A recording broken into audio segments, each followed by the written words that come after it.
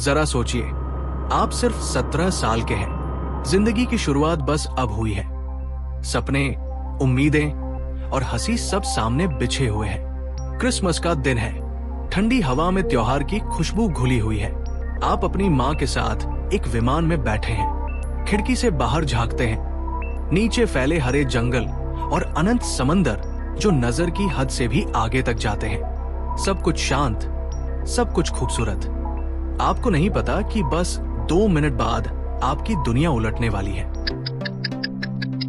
आप आराम से सीट पर टिके हुए हैं कि अचानक विमान हिलता है। पहले हल्का कंपन, फिर झटका। दिल तेजी से धड़क उठता है। लेकिन ये सिर्फ टर्बुलेंस नहीं था, कुछ और था।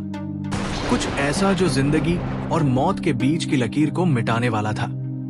सीट बेल्ट कस जाती है, यात्रियों की चीखें गूंजती है और तभी एक ऐसा धमाका होता है मानो आसमान फट गया हो। उस एक पल के बाद सब अंधेरा हो जाता है। जब होश लौटता है, आप आसमान में नहीं, जमीन पर भी नहीं, बल्कि अमेज़न के घने डरावने जंगल के बीच पड़े हैं। चारों तरफ सन्नाटा, सिर पर चोट, शरीर मिट्टी और खून से सना हुआ, और आप गिर चुके हैं 10,000 फीट की ऊंचाई से। सोचिए, अगर ये आप होते, क्या जिंदा बच पाते? ये कोई फिल्मी कहानी नहीं है, ये हकीकत है।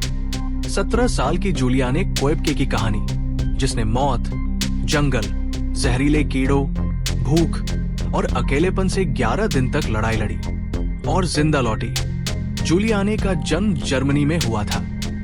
उसके माता पिता जीव विज्ञानी थे, जिनका जीवन जंगलों और जानवरों के बीच गुजरता था। बचपन से ही वो प्रकृति के करीब पली थी। कीड़े, पक्षी, पेड़, झाड़ियां सब उसके दोस्त थे। लेकिन उसे नहीं पता था कि एक दिन वही जंगल उसकी परीक्षा लेने वाले हैं। 24 दिसंबर 1971 की बात है। क्रिसमस की शाम थी। जूलियाने अपनी मां के साथ लांसा फ्लाइट 508 में सवार थी, जो लीमा से पुकलपा जा रही थी, अपने पिता के पास। विमान में 92 लोग थे। शुरुआत में सब कुछ सामान्य था। लोग बातें कर रहे थे, बच्चे हंस रहे थे, आसमान साफ था। लेकिन थोड़ी ही देर में सब बदल गया। विमान एक भीषण तूफान में फंस गया। आसमान काला पड़ गया, बिजली गरजने लगी। डर की एक परत सबके चेहरों पर उतर आई। विमान ऊपर नीचे, दाएं बाएं झूलने लगा, और फिर एक तेज चमक, एक धमाका, और सब खत्म। जूलियाने को याद नहीं कि उस पल क्या हुआ। बस इतना याद है कि वो सीट से बंधी हुई गिर रही थी। हवा की तेज आवाज, चारों तरफ हरियाली, और फिर घना अंधेरा। जब आंखें खुली, सामने अमेज़न का डरावना जंगल था। उसका कॉलरबोन टूट चुका था, एक आंख सूज चुकी थी, चश्मा गायब था, और शरीर पर गहरे घाव थे। लेकिन वो जिंदा थी, और उसे खुद यकीन नहीं था कि कैसे। बाकी 91 लोग, जिनमें उसकी मां भी शामिल थी, सब मारे जा चुके थे। वो इस हादसे की अकेली जीवित यात्री थी। सोचिए, 17 साल की एक लड़की, मां को खो चुकी, घायल, और अमेज़न जैसे खतरनाक जंगल के बीच अकेली। तभी बारिश शुरू हो गई। उसके कपड़े भीग चुके थे, पेट खाली था, और कहीं कोई ठिकाना नहीं दिख रहा था। लेकिन एक बात उसके दिमाग में थी, अगर जंगल में खो जाओ तो पानी की धारा का पीछा करो, वो तुम्हें इंसानों तक ले जाएगी। वो धारा के साथ चल पड़ी। नंगे पांव, बिना जूते, पैर कटते जा रहे थे। मच्छर काट रहे थे। पीने को वही नदी का पानी, खाने को सिर्फ 4 कैंडीज जो जेब में बची थी। दिन बीतते गए। धूप, बारिश, कीचड़, और हर पल मौत की परछाई। तीसरे दिन उसके घावों में कीड़े पड़ गए। दर्द असहनीय था, लेकिन रुकना नामुमकिन। उसे अचानक अपनी मां की वो बात याद आई, अगर कभी घाव में कीड़े पड़ जाए तो उस पर पेट्रोल या केरोसिन डालना। लेकिन जंगल के बीच पेट्रोल कहां से मिलता? उसने दिमाग लगाया, कुछ सूखी टहनियां जोड़कर किसी तरह आग जलाई।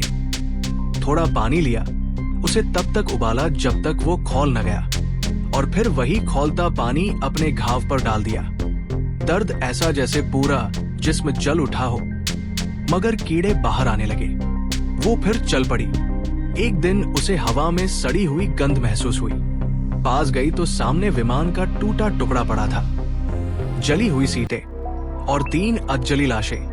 वो कुछ पल तक जमी रह गई। शायद उनमें से एक उसकी मां भी थी, लेकिन पहचानना असंभव था। आंखों से आंसू बहे, लेकिन रुकना मना था। उसने वहीं से एक प्लास्टिक शीट और कुछ बची हुई कैंडीज उठाई और फिर अकेली आगे बढ़ती रही। दिन बीतते गए, शरीर थक चुका था, ताकत खत्म हो चुकी थी, लेकिन मन कह रहा था बस थोड़ा और। उसने रुकने से इनकार कर दिया। 10वें दिन जब उसकी उम्मीदें लगभग बुझ चुकी थी, 11वें दिन वो नदी के किनारे गिर पड़ी।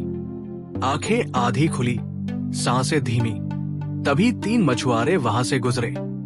पहले तो उन्हें लगा जैसे किसी जंगल की आत्मा लेटी हो, लेकिन पास आकर देखा वो एक लड़की थी, जिंदा थी मगर अधमरी हालत में। उन्होंने उसे अपने गांव ले जाकर इलाज कराया। जब डॉक्टर्स ने देखा तो यकीन करना मुश्किल था। 10,000 फीट की ऊंचाई से गिरकर 11 दिन जंगल में रहकर कोई इंसान जिंदा कैसे बच सकता है? कुछ दिन बाद उसके पिता पहुंचे। उन्होंने बेटी को गले लगाते हुए कहा, तुम मेरी सबसे बहादुर बेटी हो।